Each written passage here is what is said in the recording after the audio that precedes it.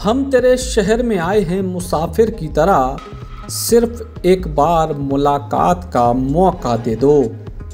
यह एक बहुत पुरानी गज़ल है जो शायद दो अच्छे संबंध वाले लोगन के बीच में आम तौर पे कई भी जात है, लेकिन जब माहौल चुनावी हो और मामला राजनीति को होवे तो फिर गज़ल शायद फीकी पड़ जात।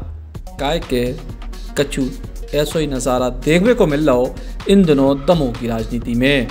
भारतीय जनता पार्टी में शामिल होने के बाद जब राहुल सिंह लोधी जो दमोह के पूर्व विधायक हैं वे पहुंचे पूर्व मंत्री जयंत मलैया से मिलवे, सो फिर नज़ारा कछु अलग हतो। सबसे बड़ा फायदा तो ये मुलाकात को जो हतो कोई कोरोना के चक्कर में दो ही नेताओं के मुंह पे मास्क लगे थे और ऐसे को की भावनाएं देखने को नहीं मिल रही।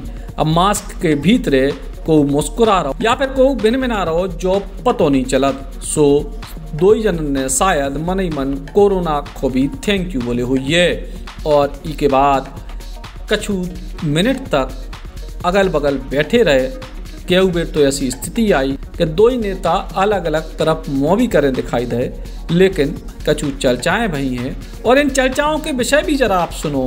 विषय है तो राम मंदिर निर्माण को लेके धन संग्रह को, दूसरो विषय है तो कोरोना को, लेकिन दमोह में एक पूर्व विधायक जो भाजपा में शामिल होकर चुनाव लड़ने की तैयारी में हैं और कैबिनेट मंत्री को दर्जा हासिल कर चुके दूसरे पूर्व मंत्री हैं और जिनके अगले कदम को लेकर दमोह की राजनीति में कयास लगाए जा रहे, ऐसे दो नेताओं के बीच राजनीति की कौन चर्चा नहीं भई।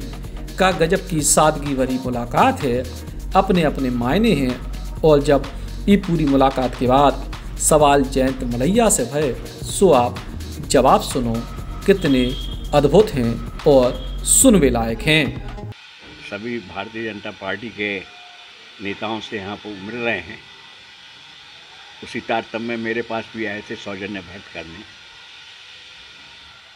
क्या कुछ बात हुई है? कोई बात नहीं हुई, साथ में चाय पी, थोड़ी कोविड के ऊपर चर्चा होती रही और कोई बात नहीं। आगामी राम मंदिर को लेकर भी?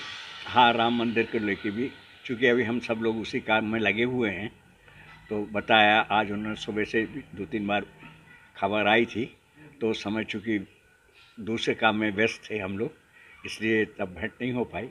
तो अभी फिर उनको खबर कर दी थी कि हम आ गए हैं, तो फिर अभी भेंट हुई। राहुल सिंह का आगमन हुआ था, आप लोगों के आपके परिवार में से कोई नहीं था? हम लोग कोई थे भी नहीं, सागर शादी में थे, हमारे परिवार में शादी थी, हमारा पूरा परिवार सागर ही में था। राहुल सिंह के आगमन के दौरान उनके ऊपर काले स्याही भी फेंकी गई है, जूतों की माला पहनाने का प्रयास किया गया, क्या मानते हैं? देखिए,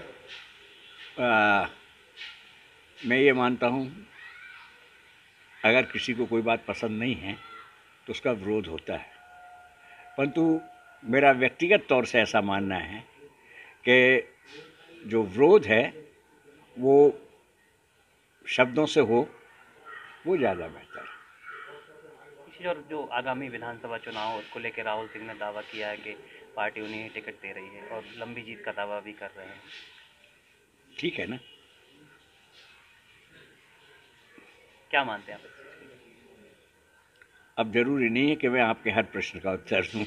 उतने राहुल सिंह भी ई कवायद में जुटे हैं कि कोई जाना कह पावे कि भैया तुम दमोह नो आ गए और मलैया जी से नहीं मिले, सो वे भी पहुंचे थे। अभी के बाद राहुल सिंह भी क्या कह रहे, जो भी सुनने लायक है। निश्चित तौर पर भाजपा परिवार में सम्मिलित हुए हैं और मलैया जी का बहुत लंबा कार्यकाल रहा उनका अनुभव, और निश्चित तौर पे अपन कह सकते हैं कि दमोह की राजनीति के भीष्म पितामह है और बड़ों का सभी का स्नेह और आशीर्वाद रहे।